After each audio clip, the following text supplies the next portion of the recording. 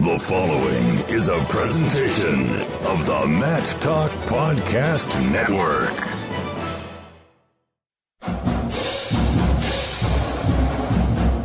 It's time for Inside Virginia Tech Wrestling. We'll talk all things Hokie wrestling with Coach Tony Robie and staff. Now, let's join your host, Hall of Fame wrestling writer and broadcaster, Jason Bryant. And another episode of Inside Virginia Tech Wrestling on location. I am sitting in Hampton, Virginia right now. In just a matter of hours, Tony Robie, our guest today here on the program, head wrestling coach at Virginia Tech. He will be in Hampton, Virginia, and hopefully a lot of you in Hokie Nation will be in Hampton, Virginia for the 38th annual Virginia Duels. We're going to touch on the duels here in a little bit. Actually, I'm going to touch on them right now before we even get started. This is my 22nd Virginia Duels, Tony. You've wrestled in this thing. You've coached in this thing. Before we even talk about the matchups, I mean, what's special about this event for the Virginia Tech community and maybe the wrestling community as a whole? Well, I think first of all, I can just feel the enthusiasm and energy coming from you, Jason. I know this is a big deal for you to be back home and be a part of this event, and we're equally as excited about it as most Hokie fans know. Out there in the 757, we have a huge following, huge fan base. A lot of our alumni, both wrestling and just Virginia Tech alumni, live in that area. We always get a great crowd to come out and support us at the event. So, we're excited, number one, to get back into competition mode. This is the longest stretch that we've had this season and that we will have this season without competing. The last time we competed was December 22nd against West Virginia. So for us, we've had a nice little training phase after a little break for Christmas, and we're ready to jump back into it, and there's really no better place to do it than at the Virginia Duels, the granddaddy of them all, right? And the best hospitality room in the country. Yeah, no question about it. So it's a good event. It's something that we've been a part of since I've been at Virginia Tech. I think 11 or 10 out of the 11 years as an assistant coach, we participated in the event. We've won it several times. We won it last year. I do think the competition is better this year. There's with the addition of Northern Iowa and Arizona State's got a really good team, and among others as well. So we're going to have our work cut out for us, but we're just looking forward to taking it one match at a time and going out there and seeing our guys compete and seeing how much hopefully we've improved during this training phase. One thing that I talked to you about this, and I talked to several Hokie fans that I connect with on Twitter and on Facebook on one of the reasons that I use Virginia Tech as kind of you guys are basically the benchmark when it comes to this show and what I do with my network on how I pitch to other schools. As look what Virginia Tech has done, and look at the fans on how they embrace it. And part of that is because the Virginia Tech sports culture embraces all the sports, and that's something you don't get a lot of places. And when wrestling takes on West Virginia, there is that vitriol, that animosity towards West Virginia, just like there was when I watched Michael Vick, rally from way back in like 1998 to beat West Virginia. Shane Graham hit the winning field goal. I mean, those type of stories are in Hokie lore for football. And for wrestling, you take it just as seriously. West Virginia's coming to town. You're darn straight that the Hokie fans want to take it to West Virginia. There's no question. And I think it goes the other way around, too. I think West Virginia fans, there's no love loss for West Virginia fans in Virginia Tech. So I think for us it was great. We renewed that rivalry last year, and that's something that we plan on to continue into the future. But to get West Virginia back here at Castle Coliseum during a period of time where, to be quite honest, we were a little bit worried that we might not have a great crowd just because school was out. It was December 22nd. It's right before the holidays. A lot of people are into Christmas mode and vacation mode, but the Hokie Nation turned out for sure. We had a crowd of over 2,500 people for that match. It was an awesome atmosphere, and I think it was really helped our guys step up and wrestle really well. So I think overall, like you mentioned, being part of the Hokie Nation is a pretty special thing, and I think people that are a part of it really understand that and understand the passion and the love that Hokie fans have for this university, the town of Blacksburg, and the athletic programs here at Virginia Tech. So over the course of the last 11 years, we've done a great job cultivating that fan base, getting people involved, educating people on the sport of wrestling, and really have gotten a really big following. And I think we saw that on December 22nd when we wrestled West Virginia. And hopefully we'll see that this weekend at the Hampton Coliseum. We need as many Hokie fans out there as possible when we take on Campbell and Old Dominion on day one, and then, we'll see where we go from there. But, it's a pretty special thing to be a part of. Yeah, and of course the local community really stepped up and bringing in a unique West Virginia tie there in Southwest Virginia to also fill the stands when there's very little students on campus there. Individually, anytime you talk about West Virginia Tech, you're going to bring up Jared Haught, who is a Parkersburg native, and again meeting with seemingly the longest tenured 197-pounder in the country, Jake Smith from West Virginia. Another tight one. These two always wrestle close. What goes through Jared Haught's head when he has to wrestle Jake Smith? I like to think that Jared approaches it just like he would any other match. But obviously there's a familiarity there between those two guys. They've been wrestling since they were little kids, have competed a lot. Fortunately for us, Jared has come out on the winning side of all of the matches. I think Jake may have beaten him early on when Jared was a freshman or sophomore possibly, but Jared has won the last several bouts against Jake. They've all been a little bit closer than we'd like them to be, but I think Jared goes out there and approaches it. I think he's at the point in his career where he approaches that match just like he would any other match.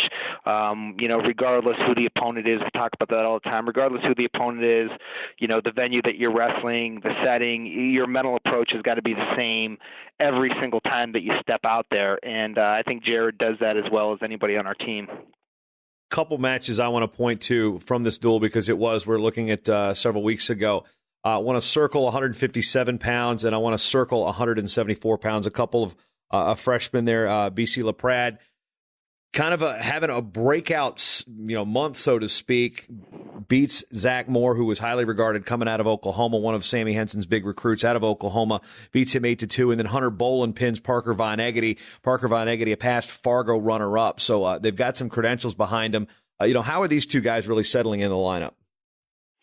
I think what BC's been able to do speaks for itself. He's quietly having a really nice year, and I think he continues to improve and get better as we go along. And as much as anything, I attribute that to BC has really bought into everything that our coaching staff preaches, inside of the wrestling room and outside of the wrestling room. And I think that buy-in has kind of formulated in some really good results for him. He's done a really nice job, and he continues to get better. He's got another big week. Every match at this point in the season, for a number of guys on our team, every single match is important, and getting as many W's as we can possibly get in order to make sure that we qualify a spot for the NCAAs within our weight class of the ACC, and we have an opportunity to get to Cleveland and compete there, because I do think that BC's kind of established himself as a guy that can, I think, surprise a lot of people that may not be familiar with who he is or what he's capable of doing. So just really pleased with where he is and what he's been able to do and how he's developed. He's been spending a lot of time with Coach Molinaro inside the wrestling room, outside the wrestling room. I think he's really helped him develop and get to where he is. So hopefully we'll see a continuation of that. Hunter Boland obviously had a nice win against West Virginia, got down early, got in a scramble situation, and there was a call that maybe could have went the other way that he ended up giving up a takedown. But the one thing about Hunter, and he does a good job of this, is just he continues to wrestle, and his effort doesn't really change regardless of what happens out there. So I think when you do that, you put yourself in position to score a lot of points, and in that case, he was able to catch him in a cradle and secure the pin. So that was a good win for him. And again, he's in kind of the same boat as BC in terms of trying to get as many checks in that win column as possible down the stretch of the season here.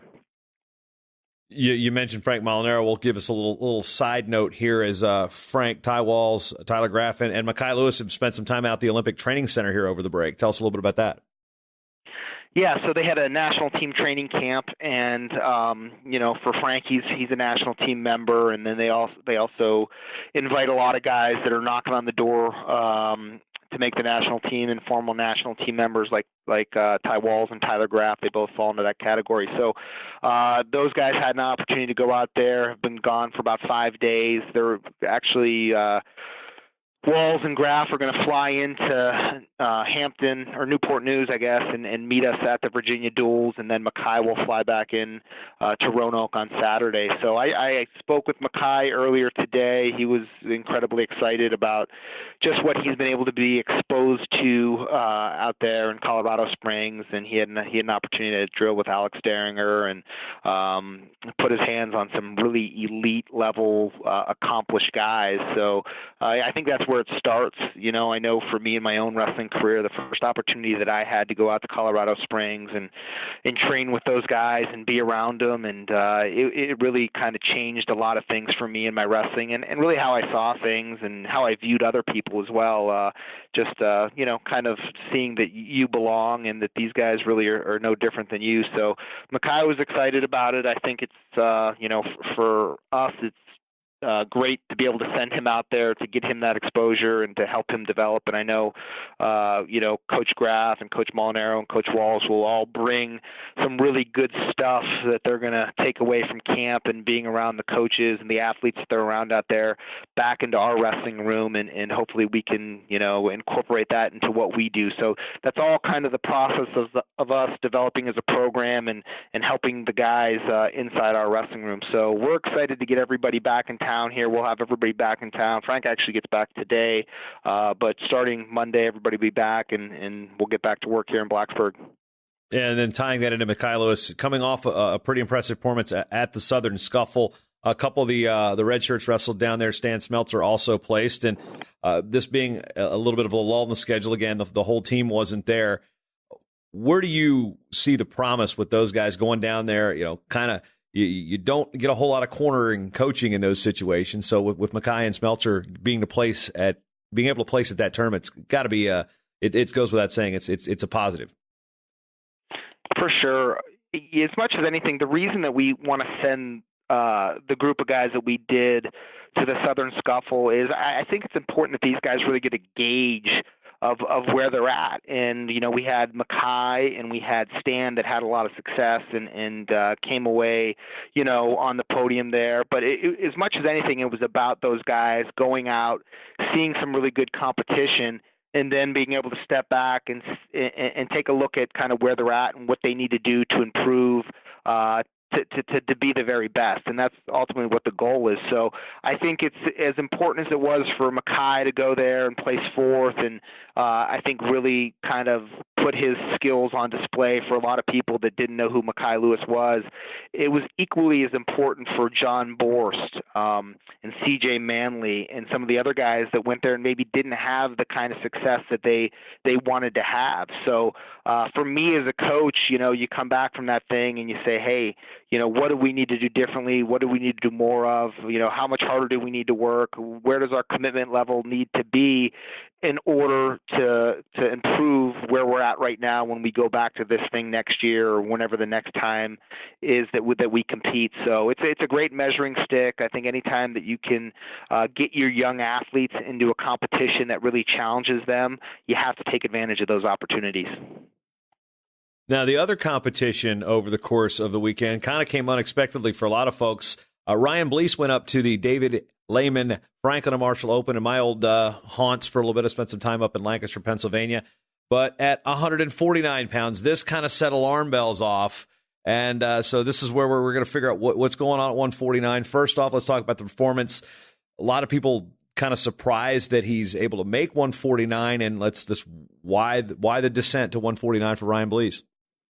Well, Ryan, first of all, he obviously certified at 149 earlier this season. I think, he's kind of been pigeonholed into 157 since he graduated high school. But to be quite honest with you, Ryan's natural weight never really gets much above 160 pounds, even in the summertime. So a lot of times he's walking around after practice 3 or 4 pounds under 157. So I think with the success that BC LaPrade has had at 157, Ryan's a guy that wants to have an opportunity to get in there and compete. So, we talked about him descending down to 149. He was actually scheduled to go to the Southern Scuffle, and then when we talked about this as a staff and we talked about it with Ryan, his weight descent program wouldn't allow him to compete at 149 at the Southern Scuffle. So the F&M Open was the next opportunity for him to get in there and get some matches at 149 to see how he felt. And he's a really disciplined kid. He's one of those guys that can't sit still. So we've always been on him to try and not overtrain, not do too much, lift more weights, eat a lot, and it still was very difficult for him to keep the pounds on. So it just made sense for him to give it a shot at 149. With that being said, nothing has really been settled at 149. Solomon Shisco is obviously kind of the guy that's had a ton of success and the guy that's been penciled in at 149 since the beginning of the season, since last year where he was sixth at the NCAA championships. And Solomon, we'll see Solomon here very, very soon, possibly this weekend, but we're not going to put him out on the mat before we feel like he's ready to compete at a high level. So in the meantime, you may see more of Ryan Blease until we kind of figure out what exactly is going on at 149 for us. But I feel like we've got two guys that can get the job done for us. So with Shishko, this is it seems like it could be viewed as an off the mat situation versus an injury. Yeah, he's battling some minor injuries, and we're just trying to bring him back slowly and make sure he's ready to go. But yeah, he was a little bit banged up first semester, and we just want to make sure that, like I said, he's 100% when we send him out there. But there's a chance that we might see him at the Virginia Duels this weekend. That's kind of to be determined. All right, to be determined. What isn't to be determined is the social. That'll be from 4 to 6 p.m. at Bar Louie, which those of you need directions. Okay, you're at the Hampton Coliseum. You come out past the Embassy Suites, where I know a lot of you guys are going to go stay. Just go straight, go through the stoplight, past Pomoko, and into the parking lot across from the Target next to the Buffalo Wild Wings. You'll see Bar Louie. It's right there in that Coliseum Central crossing. See, I don't even need a GPS when I come back home. This place wasn't even built, but I know exactly where it is. It's right across from where my sister works. So Bar Louie, social 4 to 6. What are we looking for the Hokie faithful? You talked about a lot of them being down here. Who's invited? Who can come on by? Anybody and everybody. I think the timing of it's going to work out pretty good. We wrestle Old Dominion at 1 o'clock on Friday, and I think there'll be a lot of interest for obvious reasons between Virginia Tech and your alma mater, Old Dominion. We get an opportunity to see Coach Martin again. We haven't seen those guys in a few years, so I think a lot of the 757 Hokies will have a lot of interest in attending that match. So that should be a lot of fun, and we can roll right into the social. Not almost immediately after the match, but yeah, we're going to, from 4 to 6 o'clock, it's happy hour at Bar Louie, and it's going to be very informal.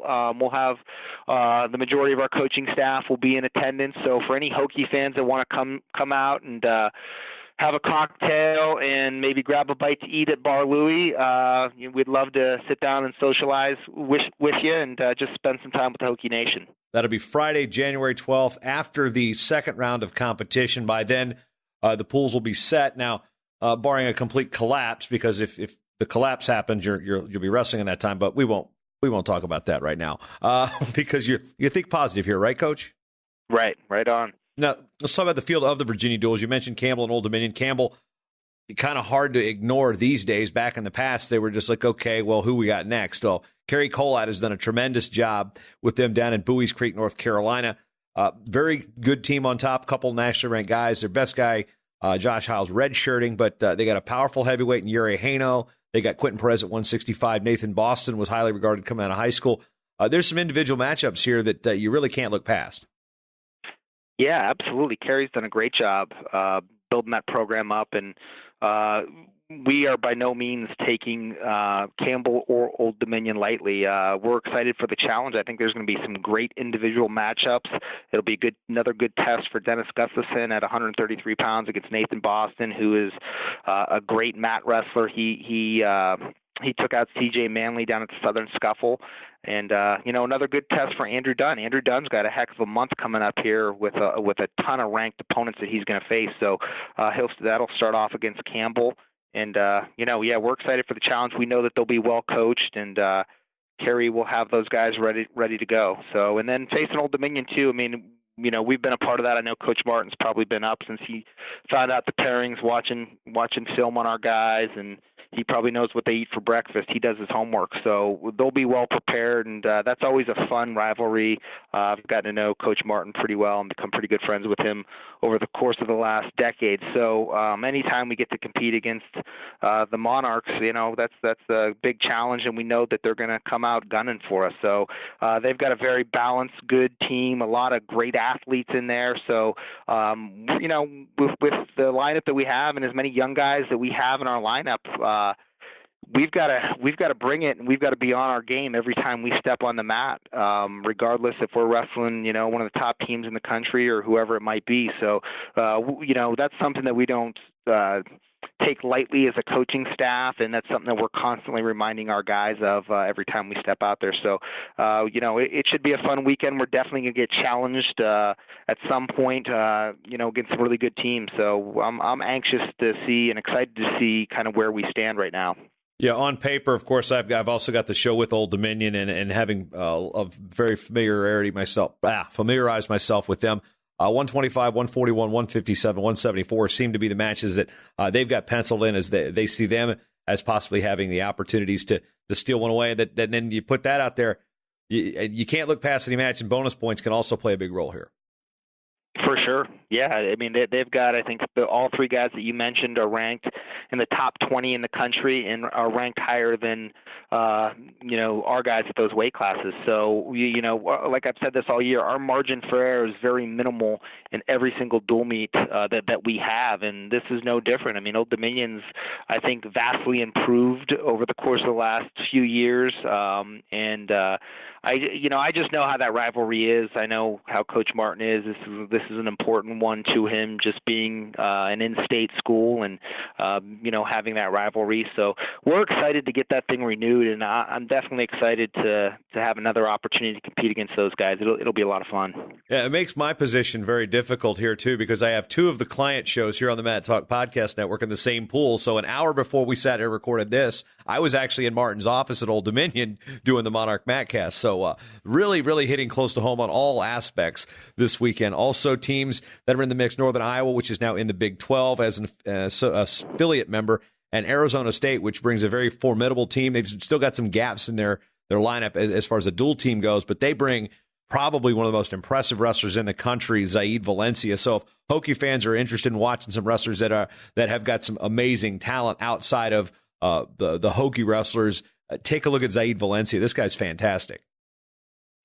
Yeah, I think I think highly of both Arizona State and Northern Iowa. I think they have a number of great and probably better tournament teams than they are dual meet teams. But you'll see a lot of guys, a lot of Sun Devils and a lot of Panthers on the podium at the NCAA tournament this year. I can assure you that. Both really well-coached teams. They've both recruited well over the last several years, and think highly of Zeke Jones and Doug Schwab and their staffs. And whoever we end up wrestling, like you said, it'll be determined. We got to get our work done in our pool on Friday before we even start thinking about that. But both really good programs, both really good teams that will be tremendous challenges for the Hokies.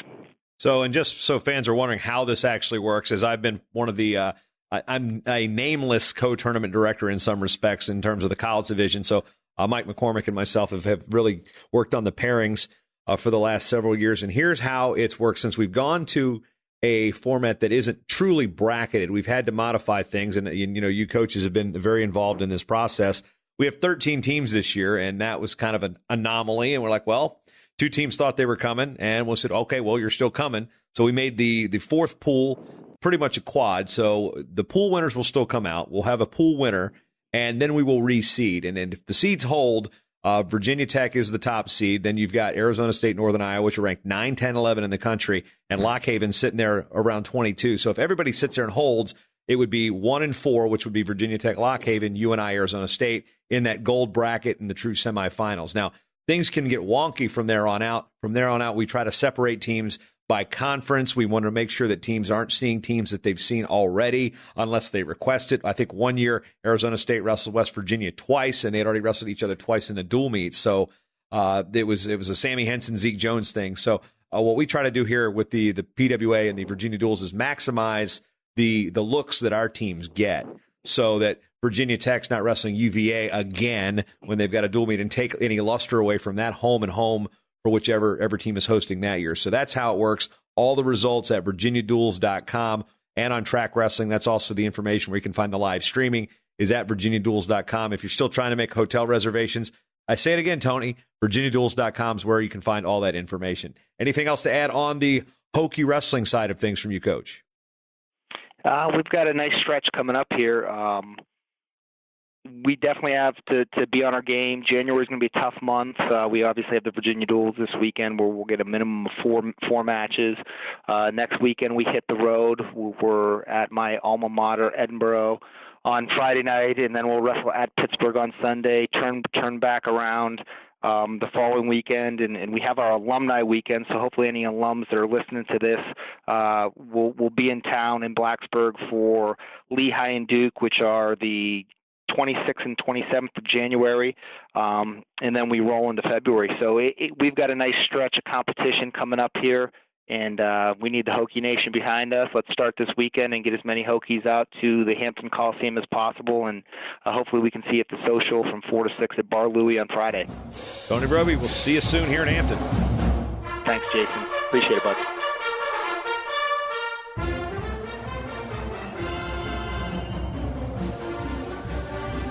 Hokie fans, listen to Inside Virginia Tech Wrestling anywhere you go by subscribing on Apple Podcasts. Go to InsideVirginiaTechWrestling.com/iTunes, or you can get the exclusive Android or iOS apps by going to InsideVirginiaTechWrestling.com.